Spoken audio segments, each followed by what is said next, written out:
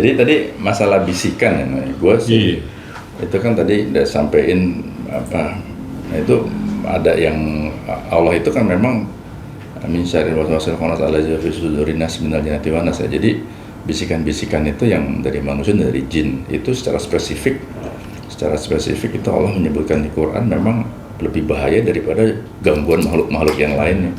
Nah, bisikan-bisikan ini kan ya ada juga kalau dibilang di dalam hadis yang lain itu digambarkan bahwa kalau muslim itu berdasarkan pada hati nurani kan gitu. Nah itu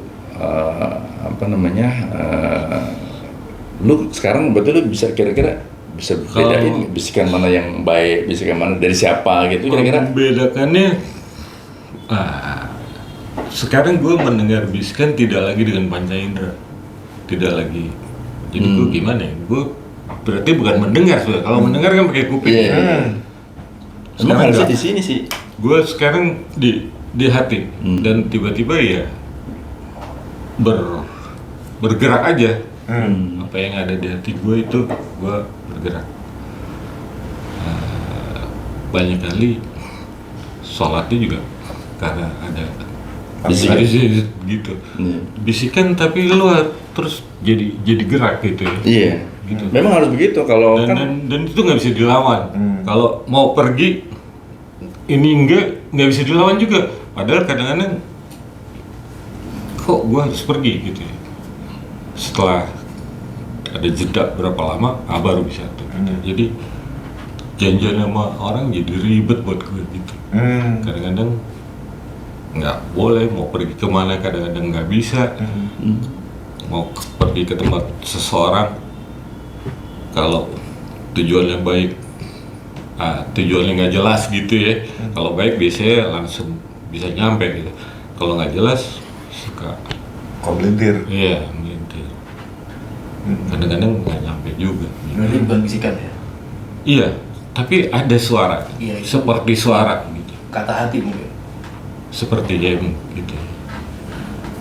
Tapi harus hati-hati kalau menurut Iya. Iya, gue tetap harus hati-hati gitu. Karena di dunia ini nih kayaknya agak tipis-tipis semua beda-beda. Iya, gitu. Iya betul. Antara ya bisikan antara istilahnya bisikan-bisikan itu kan yang menurut gue sih betul-betul harus hati-hati. Kalau gue sih patokannya makanya kalau gue menggambarkan kan bahwa kejadian-kejadian gaib itu kan pasti ada. Zaman Rasulullah pun juga istilahnya seperti gue pernah gambarkan kemarin di Perang Badar itu kan pasukan Rasulullah itu dibantu malaikat sampai digambarkan Rasulullah menggambarkan kalau mau tahu kan itu kan 300 lawan 1000 orang, muslimin 300 ini 1000. Digambarkan kalau mau tahu siapa yang dibunuh malaikat, lihatlah mayatnya itu kepotong, kalau nggak salah kepotong jarinya, potong hidungnya, maka kepotong itu berarti dibunuh malaikat. Artinya memang ada dunia ini yang memang, tapi kan apakah malaikat apa jin, terus jin baik apa bukan, itu kan harus hati-hati betul gitu ya. Nah sementara kalau gue lihat lagi bahwa even pada waktu itu dalam Rasulullah itu dalam berdakwah itu kan pada waktu perang, pada perang Khandaq, Rasulullah menggambarkan saya mau keluar. Terus kemudian para sahabat nanya, ini perintah Allah apa istilahnya kalau ini ikhtiar sendiri gitu kan? Nggak, ini ide saya sendiri kata Rasulullah gitu. Nah kalau itu saya mengusulkan nggak usah keluar, kita bikin ini. Artinya semua rembukan tuh. Kalau kelebihannya ini gini di Persia kalau perang begini. Jadi memang kelebihan kita ini kan, kelebihan manusia ini kan kemampuan berpikir, gitu. Kemampuan berpikir, kemampuan menganalisa, dan kemudian ini. Nah jadi menurut gua tetap atas itu yang paling ini itu adalah logika. Kan Islam ini kan agama logika, semuanya berdasarkan logika baru yakin kan gitu kira-kira. Nah itu yang menurut gue harus terus diasah gitu ya. Nah terus terang gue nah sekarang gue mau balik lagi tadi ke cerita ke Chris ini ya gitu kan. Gue ini kan awalnya kan dari keinginan gue untuk memperbaiki rumah peninggalan itu, kebetulan rumah waris jatuh ke gue, makanya gue ajak Aryo. Aryo IPA sendiri nih, arsitek dia, arsitek. Gitu. Arsitek Lenik. Arsitek ternyata perklinikan juga. Begitu masuk ke rumah, jadi itu rumah itu kan rumah dari Yang Yud gue. Yang Yud gue itu konon panglima perang zaman Mbah berarti ya? Yang Yud. Dia Sambah. Itu panglima perang negara gitu. Jadi begitu ini sama dia nih sama Yudi juga kan, begitu. Tiba-tiba pokoknya di sini ada ini, dia bisa bacain tuh, ada pusaka di sini, ada jimat di sini kan gitu, posisinya begini, kan gitu kan. Yudi pun begitu juga, tiba-tiba ngelihat nenek gua lah kan gitu ya. Ini gua as a matter of fact, ini awal itu bermula dari waktu itu kita udah lama nggak datang gitu, tiba-tiba dia ngimpiin nenek gue, gue kan nenek gue ngimpinya ke orang lain gitu. Karena gue sendiri terus terang, ya alhamdulillah gue tuh orang yang sangat jarang ngimpi, dan sangat nggak peka sama urusan beginian nih gitu. Boleh dibilang berusaha nggak percaya gitu. Makanya tadi makanya gue udah kita bikin aja nih karena net kepala sendiri ini kelontangan gitu. Nah, Yudi pun juga kan ini guru MP. Merpati Putih itu ada meditasinya juga gitu. Dia ini kalau ini guru silat yang di PL nih dia nih. Gitu ceritanya. Jadi agak silat lidah.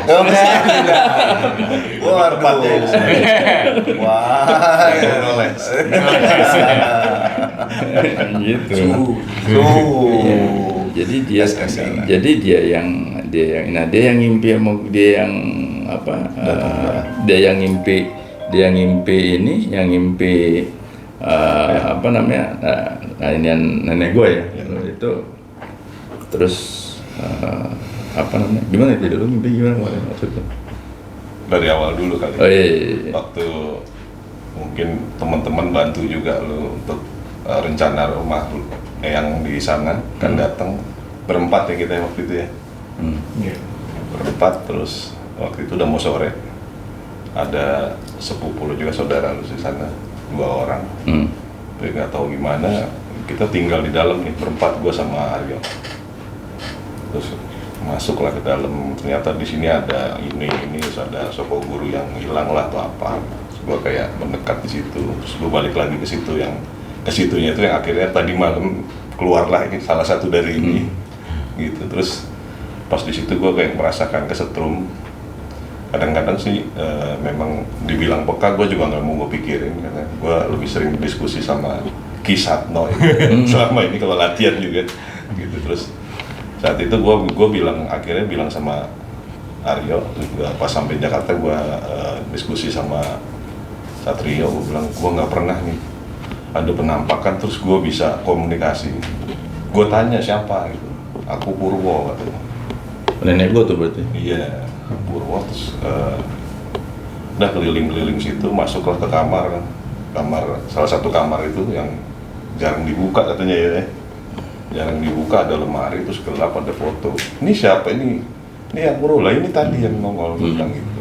Nongol, kita keluar, gue balik lagi ke waktu itu masih kamar tempat ini, keluar tuh masih kamar di situ. Nah itu ada pesan juga nih, lah ini Mas Uhud punya ini nih katanya dalam suara itu. Gue nggak tahu tuh waktu itu lu udah ada itu kan? Oh udah ada yang ini? Iya, gitu. Nah ini pasangannya, gue nggak tahu pasangannya apa atau gimana. Terus harus diambil tapi sama Mas Uhudnya. Suara itu begitu. Terus gue ceritalah sama Mas Dio, itu saudara lu itu dua-duanya. Oh iya benar Mas, memang ada gini. Ya udah disampaikan aja gitu. Cuman kan jadi spesifik yang ini lu belum cerita kemarin. Spesifik itu di situ cerita mengenai ini. Iya. Udah cerita gue. Bahkan lu sempet tanya waktu kita pulang dari sana, gue juga bingung tuh. Dia tuh ngapain di sana? Ada apa ya di sana? Waktu itu lu pernah ngobrol gitu nanya gue. Nggak, gue ingat waktu itu gue kali pulang duluan.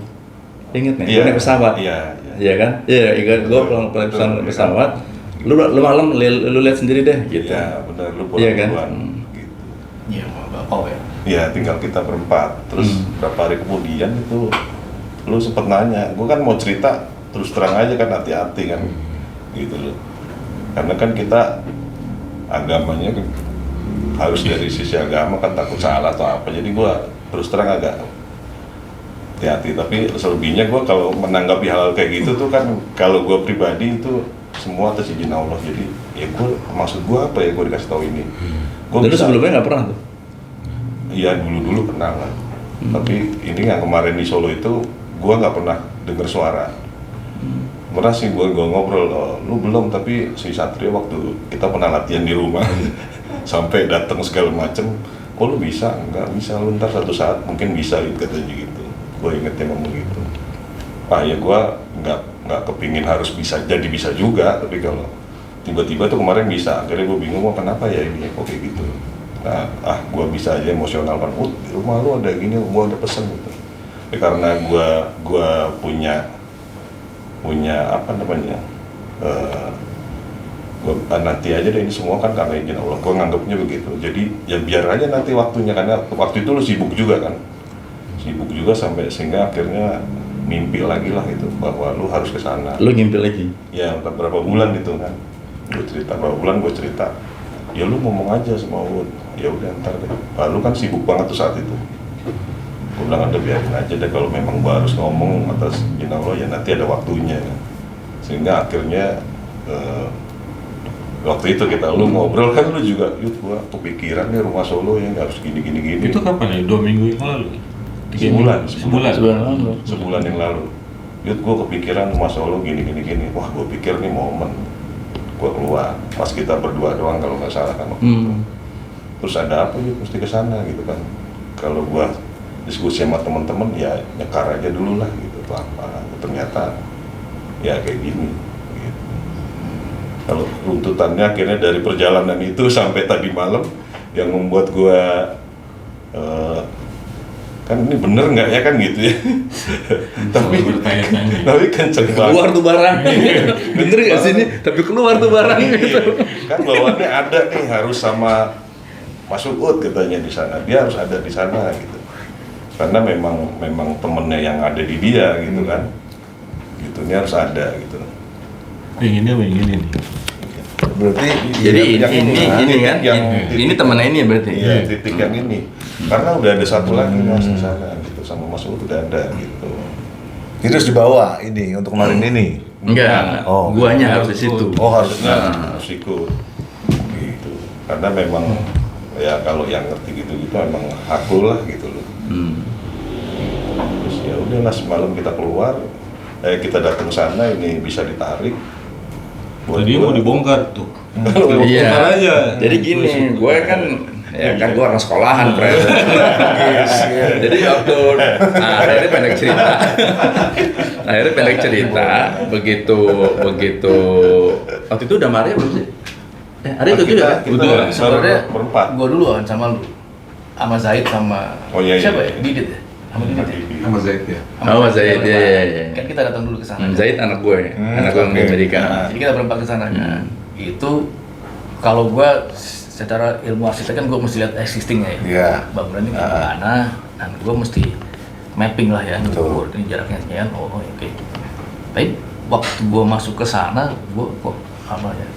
Pertama kali gua masuk sana, kok seperti ada yang ini nih, ada something nih, apa gitu ya. Terus gua tanya, ternyata bukan sama Uut, ada si Mas Nunu ya, Mas Nunu sama Mas Tio. Dia sempat ngomong Mas Nunu gitu bahwa nih Mas, rumah Eyang ini banyak pusakanya, tapi di dalam tanah. Jadi kalau mau bongkar hati-hati. Oh di sebelah mana? Biasanya di titik sana sini. Oh gitu. Iya. Nah, terus gua tanya nih, tapi kayaknya ada krisnya nih. Yang dipegang Mas Uut ada nggak? Ada. Nah, terus gue tanya kan, ada. Terus gue tanya lagi sama Mas Nunu, masih ada satu lagi pasangannya, ada katanya. Tapi saya nggak tahu dari mana, dia bilang gitu. Oke. Ya udah, cerita hilang. Gue tanya sama Yudi. Ya kita berempat sempet kan, kita kita sebelum tadi malam Nama bapak juga kan datang lagi. oh iya habis itu terus yang sebelum kita Oh jadi lu tuh dulu tahu itu udah lama. Yang pertama kita Yang pertama ngerasain. pergi, Iya. yang pertama. Oh. Di situ gue sudah merasa sih. Sebenarnya gue bisa gitu, cuma gue ngerasa aja di situ karena gue ngeliat, wah nih Lu nggak bisa, emang tulis lu 10 biji.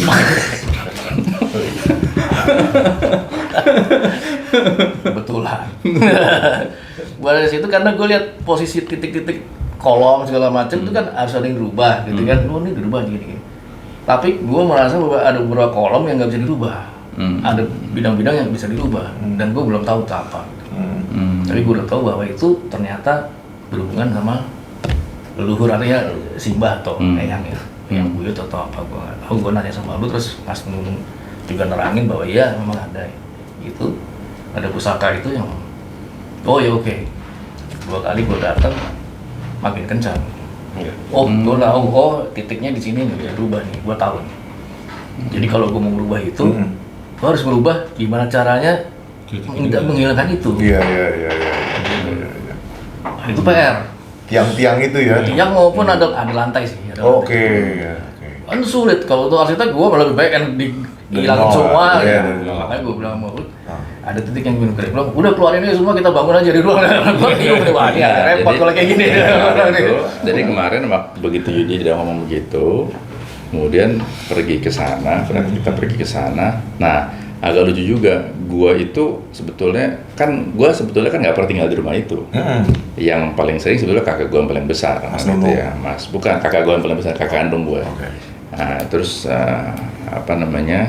Nah, entah kenapa waktu yang kita pergi yang 2 minggu yang lalu itu, gua merasa gua pengen tinggal di rumah ini. Oh, oke. Gue kalau ke Solo tuh nggak pernah gue nginep di situ, gitu. Kalau kakak gue kalau ke Solo pasti di situ karena kakak gue kan mengalami masa di mana sama nyokap gue tidur di situ. Nyokap gue sering banget nyokap gue lu pulang kan ke Solo kan. Jadi kakak gue punya attachment terhadap rumah itu.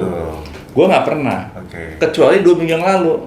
Entah kenapa gue bilang gue mau ini deh. Gue mau jadikan ini kalau gue ke Solo gue mau nginep sini. Gitu. Nah, karena gue dengar kata punya pusaka kan, ya gue bilang udah deh bongkar pusaka lu aja deh, pusing gue dengernya ada pusaka ini pusaka itu, gue bilang gitu kan. Terus gue bilang sama dia, no udah yuk udah nanti kita bikin pondasi, bongkar aja semua, keluarin sekalian pusakanya, gue bilang gitu. Ada dia juga nih gitu. Kemudian sekarang nggak usah dibongkar, tarik aja, gue bilang gitu. Gue bilang lu pernah ngelihat, gue bilang gitu. Pernah apa katanya, gue bilang gitu. Gue pernah lihat. Ya itulah gue bilang, gue pernah lihat. Pernah lihat proses penarikan. Orangnya gue kenal, gue bisa telepon. Iya. Saya minggu lalu ketemu. Iya. Oke lah, hari kemarin kita ambil. Iya, gitu. Nah, jadi artinya ini kan sampai ini barang akhirnya ke gue kan gitu ya. Itu kan pakai proses panjang, bisikan. mungkin nih istilahnya nih. Mungkin istilahnya yang mau dibisikin, dan gue juga baru ingat. Sering kali banyak orang yang bilang sama gue yang pada ya yang pada bisa baca gitulah, yang bisa itu masuk ini nggak mau dengerin leluhur gitu. Karena gue berusaha, gue bilang ngapa dengerin temen-temennya gue ribet, gue bilang gitu. Ngapain gue dengerin yang di sana, gue bilang gitu kan. Gitu. Jadi mungkin kalau kita bicara pembisik ini kan itu istilahnya. Bingung juga nih mau ngasih tahu nih anak kopel. Akhirnya lewat temen-temennya gitu ya. Bangor. Lewat temen-temennya gitu. Sampai akhirnya dan gue sih terus terang ya mungkin kayak kemarin kan kejadiannya tuh momennya kan yang ini kan keluar sendiri, yang ini kan Kianger yang ini ya. Iya duluan. Yang ini kan keluar begitu gue buka pintu, ya kan? Begitu gue buka pintu, videonya itu tuh. Iya, ada videonya. Itu kelonteng, gitu. Jadi apa ya emang beneran ini kan gitu ya. Nah, gue sih terus terang antara gue mau nanya Ustadz abis ini nih. Gue bilang, dan gue sih alhamdulillah dalam asasi kata dalam posisi kata niatan gue waktu itu udah keluarin aja deh biar tidak kontroversi orang beranggapan besar kayak ini, terus udah gue rawat aja deh. Itu gue rawat aja deh. Itu dulunya sempat waktu gue pikir sempat dibilang kan di bawah 37 itu si bapak kan bilang wah satu kemarin gue jual 2 miliar tuh, rumahnya harganya 60 miliar dong. Sempet tuh bapak kayak gitu Pak, mendingan gue bongkar, gue tarik-tarik gue jualnya 60 miliar deh gue bilang itu kan. Terus katanya Sela yang bisa, wah Pak ngamuk Pak kalau mau dijual. Makanya kemarin gue bilang udah deh ambil aja, gue mau rawat, gue bilang gitu sebagai ini barang antik ya, kan gitu barang antik.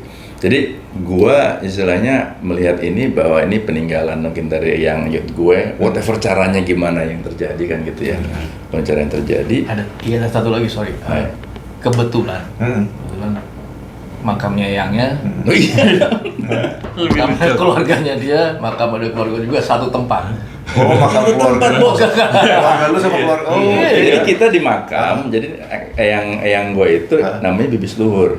Itu yang Mangkunegaran kan? Itu Mangkunegaran. Jadi keluarganya dia ada di sini, keluarga dia di situ. Jadi satu truk bertiga. Dan baru tahu setelah Baru 40 tahu tahun. pas Setelah 40 tahun berteman. Jadi begitu. Ya udah deh, kita nyekar aja deh. Gue bilang kata-kata Yudi kan, lu suruh nyekar Ut. Oke lah, gue bilang. Gini, gue setiap ada dengar bisikan, gue ada setiap mendengar berita yang itu selalu gue cari pembenarannya secara Islam, ya kan? Bahwa lu datang ke makam berziarah mendoakan itu disarankan Rasulullah. Yaudah deh, gue menyekar deh, gitu. Begitu menyekar di mana? Bibis luhur. Dia bilang, lah itu tempat makam keluarga kita, gitu. Jadi Itu kebetulan atau nggak tahu deh. Iya. Itu kan berentetan semua. Berantai. Ya kan berentetan semua sampai akhirnya ini keluar ya. Nggak tahu nextnya apalagi keluar. Gitu. Jadi apa namanya? Ya buat gue sih yang gue klaim gue orang sekolahan, gue berusaha, gue kan orang ketemu Islam baru gede, Fred. Islam ketemu baru gede nih gue ini kan gitu ya, nggak bukan anak ustadz yang sekolah di PL pula kan gitu ya. Nakalnya udah bisa minzalik kan gitu sebenarnya.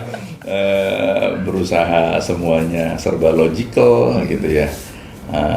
Dan ini berangkat apa istilahnya berangkat dari bisikan yang gua nggak pernah dengar sebetulnya, gua nggak pernah dengar, tapi yang mendengarnya ya beliau ini yang ini gitu ya. Nah kenyataannya kemudian ada memang gua gua pernah dengar dari profesor budaya gitu, namanya istilahnya uri-uri ya. Uri-uri ini apa sih tepatnya ininya ya kira-kira apa? Itu ya artinya mengingat leluhur lah. Iya, Mengingat leluhur ya. Nah, mengingat leluhur dan kalau buat gua mengingat leluhur slash mendoakan. Jadi sebetulnya makanya gue juga tadi baru bahas tadi, makanya kan di dalam Islam itu, jadi gue berusaha menjustifikasi. Makanya gue kan kalau di dalam itu kan Robbana hablana min awazina wa zurriyatina qurrata a'yun wa ja'alal muttaqina imama. Dan doanya itu kan kita kelama itu ya Allah jadikanlah anak-anakku dan istriku dan istriku itu qurrata a'yun menjadi yang menyenangkan mata. Jadi menghibur kita. Dan kemudian jadikanlah mereka orang yang bertakwa dan jadikanlah mereka orang menjadi imam, menjadi pemimpin. Nah, yang menarik di sini nih, terus terang ini bukan tafsir ya, ini pemahaman kita ya, pemahaman kita dari ini. Yang disebutkan situ kan Rasulullah kan mengajarkan kan duriyatun itu keturunan.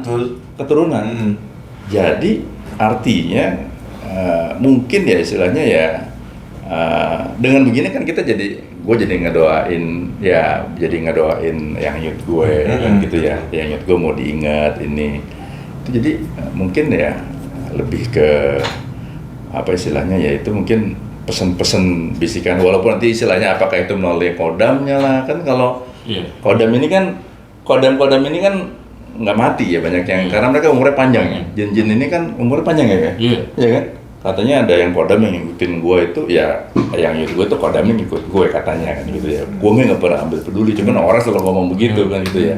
Masing-masing kita dan dalam Islam ada kita punya kodam kan, yaitu jin yang ngikutin kita yang ini gitu. Nah jadi apa namanya menariknya di sini adalah kalau buat gue ya artinya mudah-mudahan kebaikan apa ya amal soleh yang kita semua lakukan ini dengan adanya Kris ini bisa membuat menjadi doa yang selalu apa namanya kan keturunan anak soleh kan yang keturunan anak soleh yang mengangkat derajat mereka di alam kubur dan nanti di ini kan gitu ya.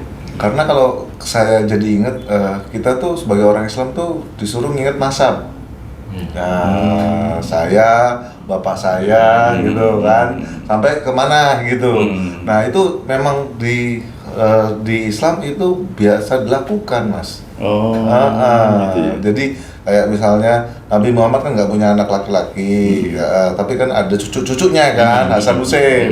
Nah itu kan nasabnya kan turun-temurun, nah makanya kan jadi gitu.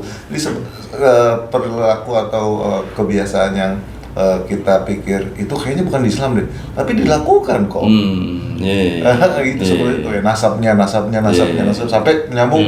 Oh iya benar, beliau adalah keturunan Rasulullah. Itu sih Mas. Jadi mungkin artinya ya mereka mengingat nasab. Nasabnya Mas Uut nih. Dan dulu mungkin kan doanya sama, pasti mereka juga doanya ya sama kan keturunanku menjadi imam, keturunanku menyenangkan ini sehingga bisa ini gitu ya. Nah, jadi menurut gue sih ya ini sih pengalaman yang amazing. Gitu ya. Karena di Indonesia tuh jarang family tree ya. Iya, makanya nggak ada family name. Iya kan, gitu. Ternyata nggak tahu saudara mungkin. Ternyata dari mana? Ini dikubur di lokasi yang sama gitu. Ini yang gue ini kan Arok ternyata gue. Nah kan gue kan nggak tahu juga ternyata kita bersatu di sini kan ternyata gue siapa gitu. Tunggu lama tunggu aja kan. Di keluarga lo juga gitu. Tetap ziarah ke eyang-eyang gitu. Oh ya masih. Cuman ya itu loss di eyang gitu, nggak ke atasnya lagi. Kalau kumpulan keluarga ada tulis-tulisan. Nggak ada tulis. Gue ada. Kalau Mangkunegaran sih ada. Iya kan? Makanya maksud gue yang anak sekarang maksudnya kan. Dia mah nggak jauh banget sama kita, cuma 10 tahun. Enggak, maksud gue di bawahnya dia lagi kan. Apakah itu nanti juga terputus? Maksudnya banyak yang terputus kan. Betul. Sepertinya kayaknya itu harus dibudidayakan ya. Iya. Nah, karena kalau Islam kan emang bin nama binti itu kan jelas tuh. Betul, nasabnya Mas, nyambung. Nasabnya. Makanya istilahnya orang Habib itu kan keturunan Rasulullah itu dia punya ini itu gitu. Kira-kira situ. Saya bisa challenge kan, bener gak kamu keturunan Rasul? Nah, sampai ada, ya itu tadi dilema. Ya udah cek DNA aja, ya gitu. Seperti itu sih. Jadi ini sebenarnya juga bagus untuk yang anak-anak sekarang ya, maksudnya semuanya juga harus ingat gitu ya. Iya makanya gue selalu. Jadi nggak putus. Iya, betul. Sebetulnya mengingatkan gue juga tuh, yang paling ngerti masalah family dari segalanya itu memang kakak gue yang paling tua ya. Itu Mas. Dan itu biasanya kenapa? Kampanye lagi direkam. Iya, enggak. Mereka ada sebetulnya, gue aja yang kurang ini. Jadi kurang aware, nggak penting. Jadi gue tuh kadang-kadang ya. Kurang update Gitu. Jadi gue kan kemarin sebetulnya gue mikir, gue tuh paling cuek di keluarga. Jadi pokoknya bokap gue itu kan karena gue anak paling kecil terus jauh dari kakak-kakak gue. Gue paling nggak pernah dikasih paling jarang dilibatkan lah malah masalah keluarga. Jadi ya paling bengal pula kan gitu ya. Makanya gue tadi malam mikir lah ini kenapa dia bareng ke gue kan gitu ya. Ya mungkin artinya ya disuruh inilah ya. Karena cabang kan. Dia orang tua kan, ada ibu sama bapak. Ya, ini dari dulu bapak kesana lagi ada lagi panjang sebenarnya. Betul. Kesana sini. Nah, kalau itu dilakukan dalam doa yang berjalan tuh gue. Harusnya sih, oke harusnya. Seperti itu. Mau family itu harus dibuat. Kan gua tanya anak lakinya berapa? Karena turunnya ke laki kalau family tree di Islam, ya. Jadi ini bakalan turun lagi kan harusnya. Ya, mestinya gitu. Ini bakal turun lagi. Sekian banyak. Mungkin kali gitu ya. Tapi kita hari ini ya. Ada Oke. gua terima kasih banyak nih.